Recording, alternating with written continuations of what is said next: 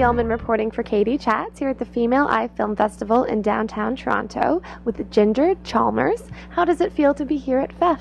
Oh, I like it. This is my second or third time coming to the Female Eye Festival, and I'm a part of the advisory board for the Female Eye Festival, so it's really an important festival not to miss in North America, because there's so few of them that actually are all about getting women's voices heard out there. What is the importance of having women's voices heard? You know, believe it or not, in this day and age, if you look at the numbers of women directing films, there's just a handful, and so it's still very much dominated our industry by men. And I mean, even if you look at when you're trying to get bums in the seats, how many women attend even theatrical releases or what have you. I mean, we need to cater more to that. We need to balance we need to level the playing field so that women have the same opportunities that men have at telling these stories. Because I mean, all the time you're looking at action stories and rah, going for the kill, you know, or big fantasy pieces, and that's great, and predominantly created by men, for men, and there's a niche that isn't served. Still, it's underserved. What sets the Female Eye Film Festival apart?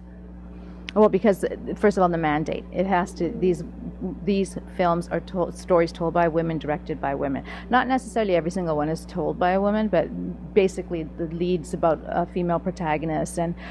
And again, you don't want to put the women in a box, so, you know, it's not like, oh, I'm the little wife or I'm the little whatever that we see continually. So it's to try to break out and expand our roles. As someone who's been in the industry for years and as the creator of Combat Hospital, what advice would you give to women who are aspiring to get into film and TV?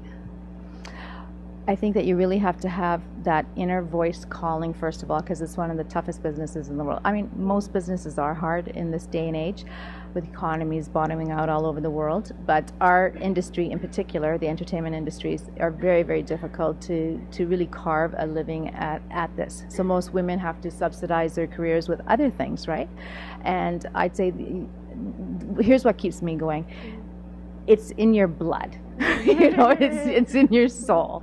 There's not another job I would rather have, and it's a need, it's a passion that you have stories to tell and you want to get them out there. So really, if you can't do it by the regular routes of, you know, I'm going to work my way up to becoming a director and get on set or start off as a PA or however you get there. I mean, everybody's paths are going to be different. For me, it's that stick-to-itiveness. Just stick to it. And eventually, you're going to create your own vehicle. Like for me, I had to create my own vehicle, create my own shows, create my own documentaries, become my own producer, become my own director. And today's women are luckier than myself, because I'm much older than the next generation. Honestly, it's because they have digital, and you've got the internet, and you have, you know, Twitter, and you've got Facebook, and you've got so many other ways of getting your stories told out there that we should be utilizing, and we're not. What was it like transitioning from being a journalist in your previous years into film and TV? For me, it seemed like a natural progression, because as a television news reporter, then a documentary filmmaker, but my dream has always been to work in drama. So for that transition was harder, I have to say. I had to spend a lot of time honing my skills, understanding story structure, which I spent, I think, half my life at understanding, and trying to create some great stories to be told. It's been difficult, but again, it's not because of people's skill sets. It's just opportunities.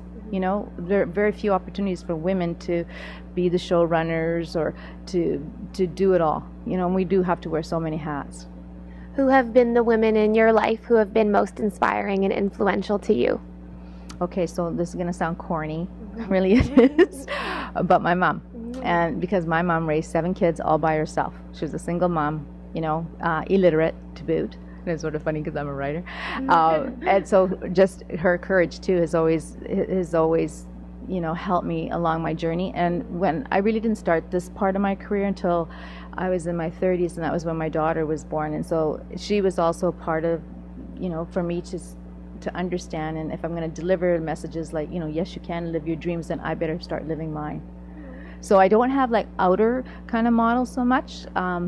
Again, because there weren't so many women when I grew up in Canada, especially women of different ethnicities that you could look up to as role models, because they just didn't have those opportunities in our country. But thankfully now you look around the landscape, you're getting more diversity. Thank you so much. Congratulations on a tremendous career, and enjoy the rest of Feff. Thank you. Thank you. I'm Katie Uhlmann reporting for Katie Chats here at the Female Eye Film Festival in downtown Toronto.